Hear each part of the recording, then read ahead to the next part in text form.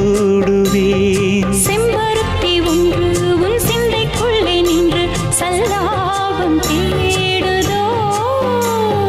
சங்கமங்கள் கண்டு உன் அங்கங்களில் இன்று செந்தேனும் ஓடுதோ. இன்பங்கள் என்னென்று சொல்ல வார்த்தை இல்லை. இன்றைக்கும் என்றைக்கும் இனி பிரிவில்லையே. சொல்லவா சொல்லவா ஒரு காதல் கதை, சொந்தம் நீ அல்லவா உயிர் வாழும் வரை.